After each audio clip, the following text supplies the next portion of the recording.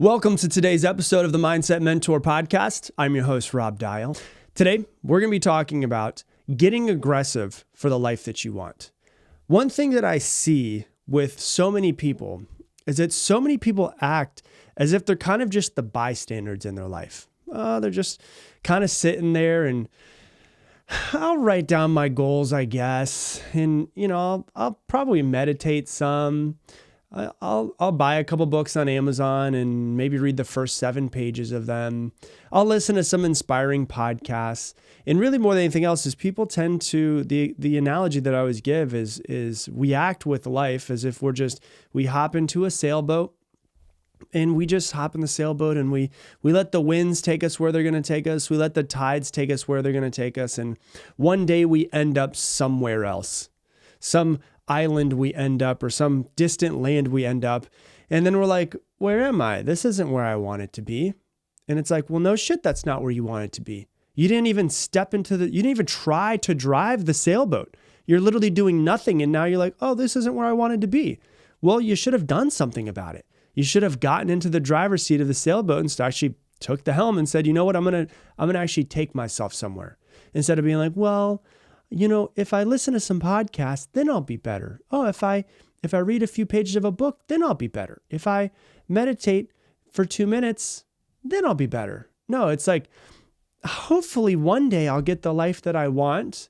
And, all of that's good. I'm not saying don't listen to podcasts. I'm not saying don't listen to, don't read books, don't meditate, don't work out, don't write down your goals. I'm saying do all of those things. All of that is good and okay. I recommend all of it, but you've actually got to really start to take it serious. Like you've got to stop fucking around at some point in time. You've got to step into the driver's seat and say, hey, listen, I'm going to take this sailboat from point A to point B. Will there be tides that are going to throw me all over the place? Yeah. Will there be storms that are going to throw me all over the place? Yeah. Are the winds not going to be the way that I want them to be sometimes? Yes, of course. But when you look at a skilled sailor could go, okay, I'm in the United States right now. I want to cross the Atlantic and I want to get over to Europe. I'm going to land in Portugal. Well, no matter what happens with the tides, what happens with the winds, if a skilled sailor decides I'm going to go from here to here, then they're going to use the tides. They're going to use the winds to get them to where they want to be. And so you can either sit there and just be like, well, I'll just let the tides take me, which is where I think a lot of people really end up the way most people end up actually living their lives. And then they wake up at 45 years old and they have a midlife crisis and they think, what the hell am I doing with my life? Well, you've just kind of been an idle bystander just watching things happen. You did what you were told to do in school. You went and followed whatever major you decided to follow in college because your parents told you to, or because it sounded fun, or because of the fact that you were going to make a certain amount of money. If you remain the passenger, you can't get upset with where your life is.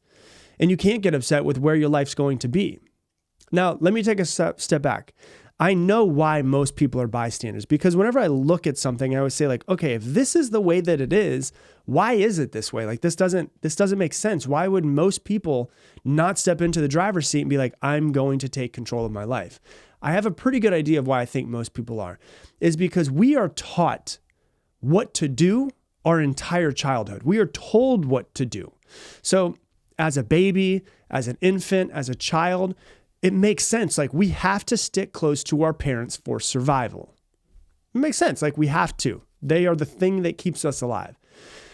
But as we get older, most of us are never taught how to be independent.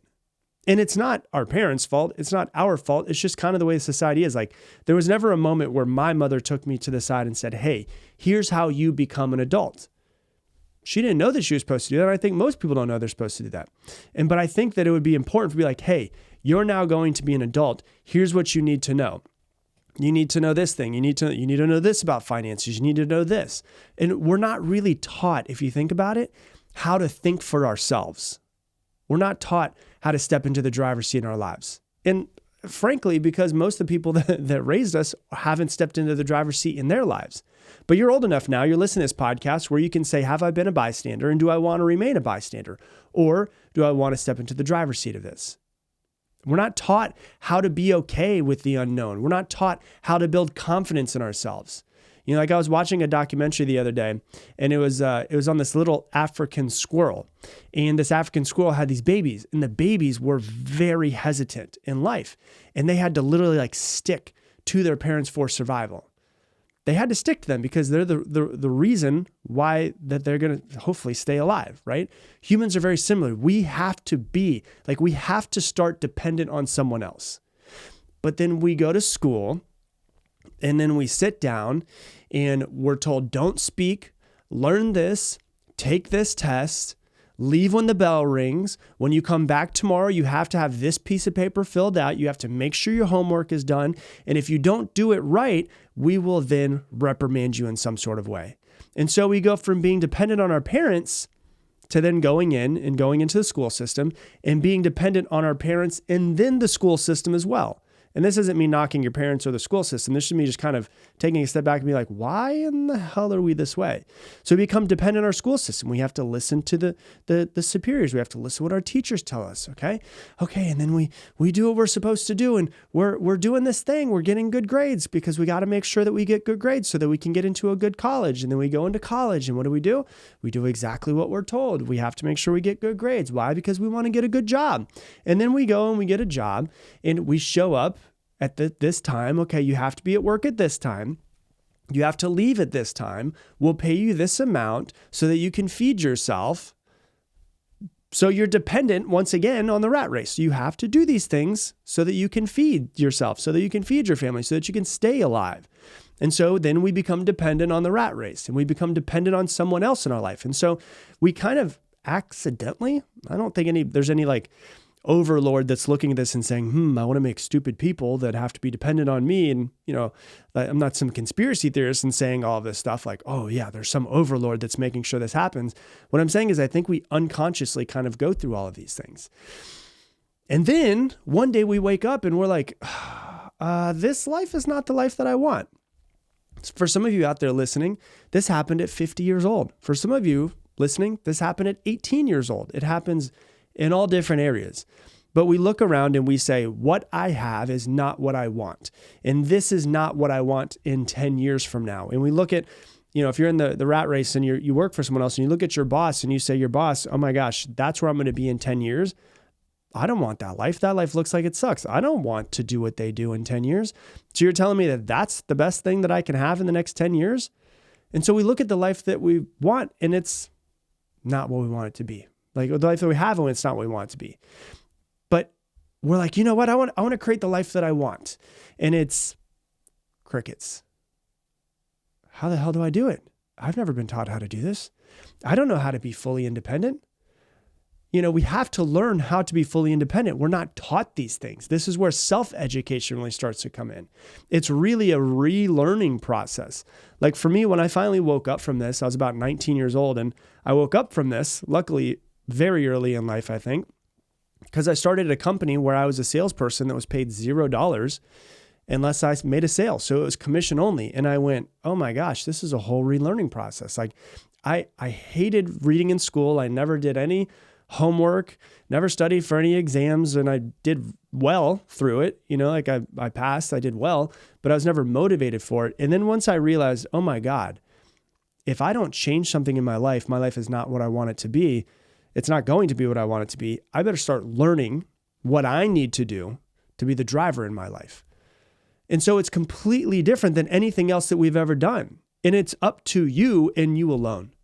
No one's coming to save you. They're not. And so a lot of times people are kind of the bystanders just kind of sitting on the sideline like, hey, when's someone going to come and save me? They're not. No one's coming. No one cares about your success. No one cares about that. That's something that you have to step into.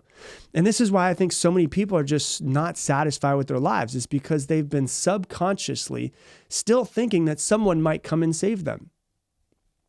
But let me ask you a question. Let's say if you have children and you listen to this episode, right? If you get a call, Mom, it's an emergency. You will get in the car. You will rush to them. You will blow through stoplights. You will do everything in your power to get to your children if there's an emergency, right? Right? You would, wouldn't you? Or let's say that your child gets bullied by another kid, like a way bigger kid, and your kid falls on the floor, the bully jumps on them and starts hitting them, and you're seeing them. How aggressive are you going to be to get that person off of your child? Everything that you got, right? To push them off, to whatever you can do. There's no second guessing. There's no, oh, I hope someone's going to come and save my child. No, it's like, I'm stepping up and I'm going to do it. Like my dad, I remember my grandmother told me this story. My dad broke his leg when he was 14 years old. And my grandmother picked him up and ran with him like a half a mile to get him back to where he needed to be, to get into the car and to get to the hospital. He ended up being fine.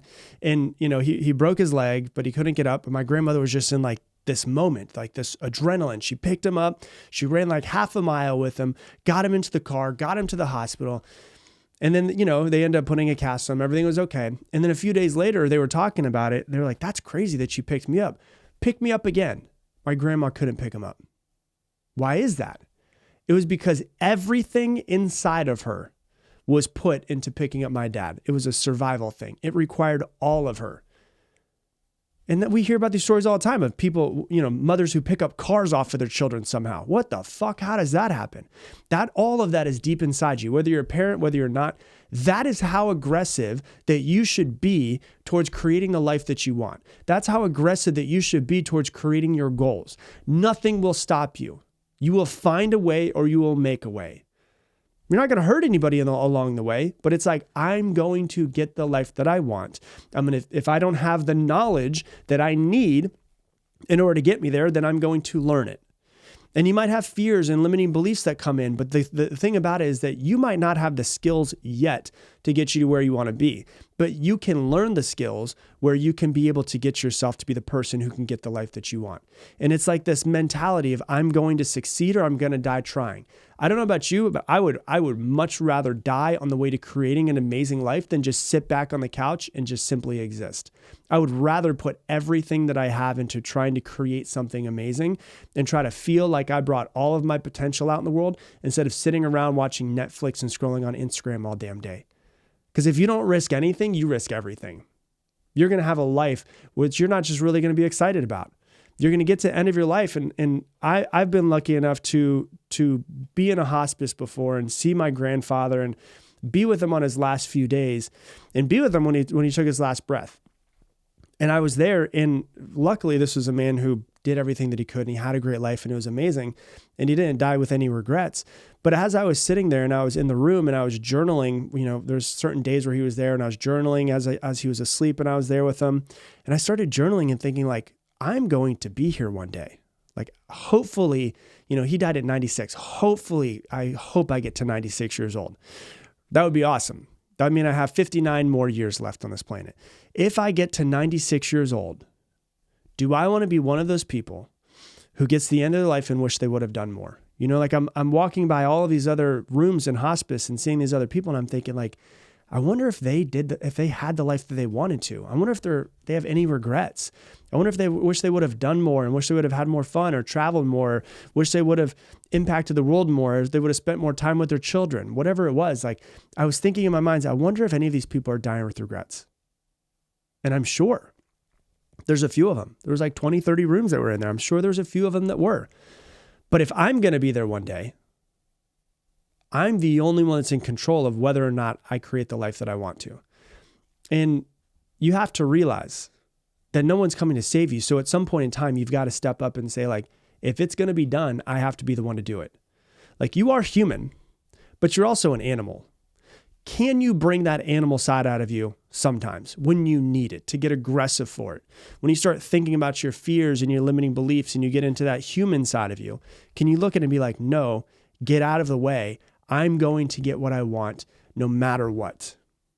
And can you really start to put as much effort as you can into creating the life that you want? And the way I like to think about it is this, like if you look at a laser and you look at a flashlight, both of them do the exact same thing, which is send light out. That's it, right?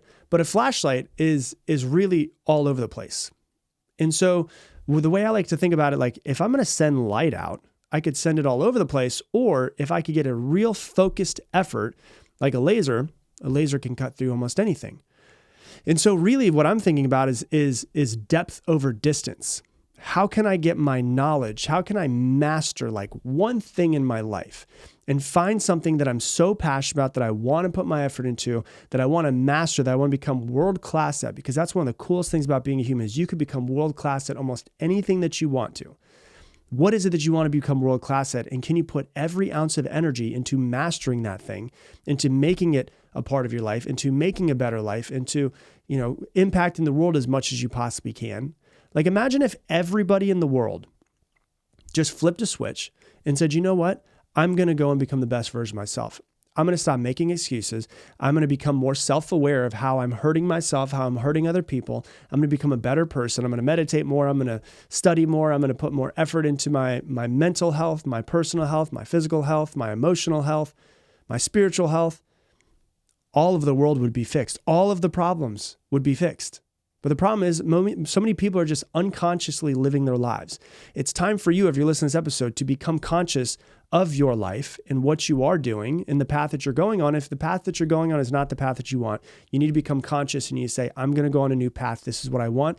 And you have to start getting very aggressive to create the life that you want. No one is going to come and save you. Mommy and daddy are not going to come and save you. I can tell you for sure the fucking government's not going to come and save you. You've got to step into the driver's seat and say, I'm going to take this boat from point A to point B. Will it be easy? No. Will there be tides that are going to take me all over the place? Yes. Will there be storms that are going to come through? Yes. Will there be winds that are going to be blowing the wrong way? Yes. But no matter what, I'm going to get from point A to point B, and I am the one that's in control. That is how you have to get aggressive for your life. So that's what I got for you for today's episode. If you love this episode, please share it on your Instagram stories and tag me at Rob Dial Jr., ROBDIALJR. Once again, like I said earlier in the episode, if you live in the United States or Canada and you want to join my weekly inspirational text message group, it is only the United States and Canada because those are the only ones that we can actually text. Text me right now, 512-580-9305. Once again, 512-580-9305. And with that, I'm going to leave you the same way I leave you every single episode. Make it your mission to make somebody else's day better. I appreciate you, and I hope that you have an amazing day.